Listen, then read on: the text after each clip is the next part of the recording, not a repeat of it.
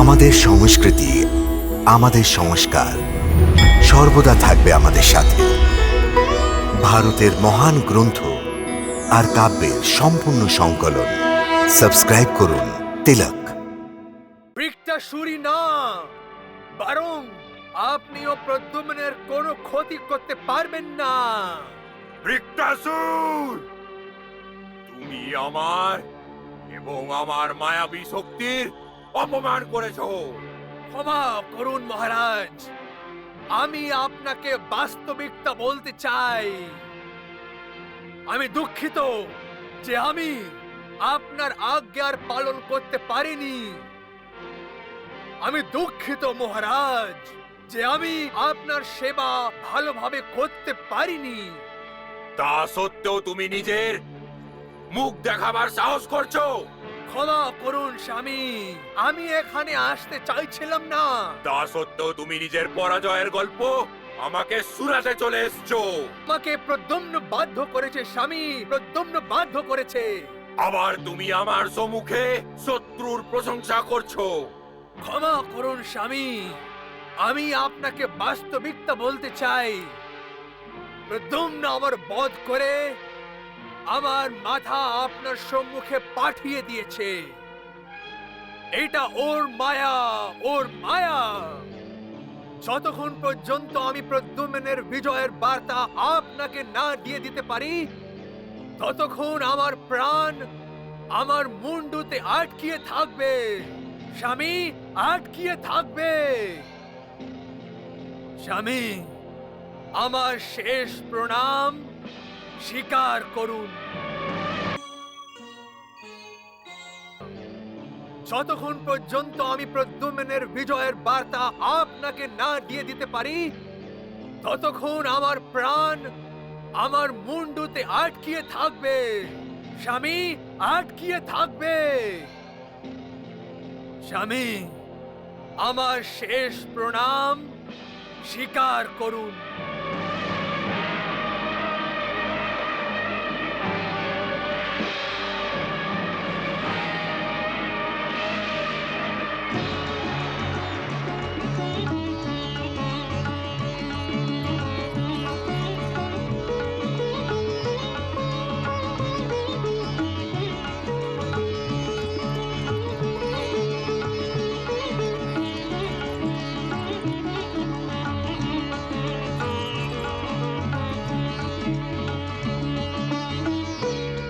মাতাশ্রী, আমি ধর্মযুদ্ধ আরম্ভ করতে যাচ্ছি, আপনি আমাকে আশীর্বাদ করুন।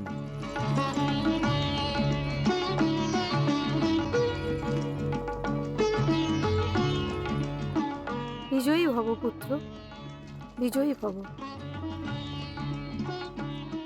পুত্র, আমি শুধু তোমার মাই নয়, তোমার গুরুও। এই জন্যে তোমাকে আশীর্বাদ দেওয়ার সাথে সাথে আমি তোমাকে কিছু কথা বলতে চাই। অবশ্যই মাতাশ্রী, আমি আপনার সব কথা, প্রত্যেক ইচ্ছেকে আপনার আদেশ মনে করে পালন করব। তাহলে প্রথম কথা এই পুত্র, যে শত্রু যতই শক্তিশালী হোক না কেন, যদি ওর যুদ্ধের উদ্দেশ্য অধর্মের প্রতি আশ্রিত থাকে, তাহলে ওর সমস্ত শক্তি মিলে গেলেও শূন্য হয়ে যায়। সেই জন্যে ওর শক্তি থেকে কখনো ভয় পাওয়ার প্রয়োজন নেই।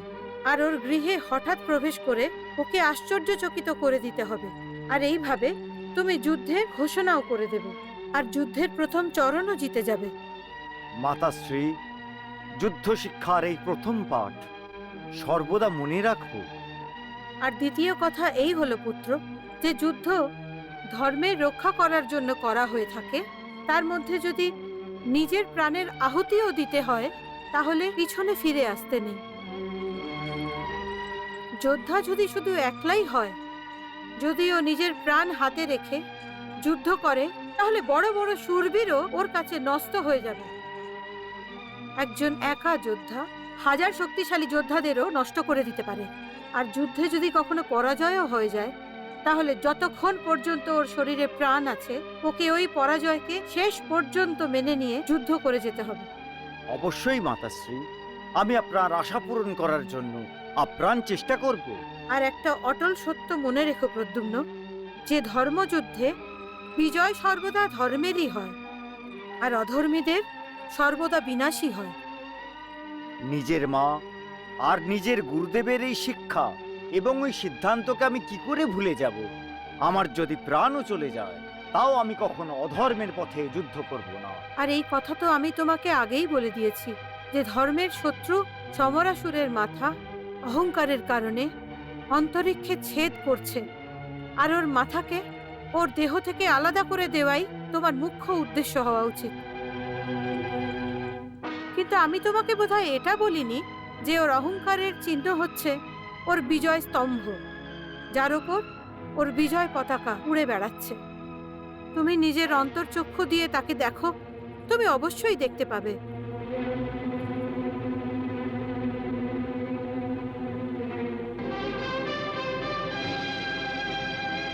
शूरवीर महाबलशाली पाताल विजेता राजकुमार कुंभकेतुर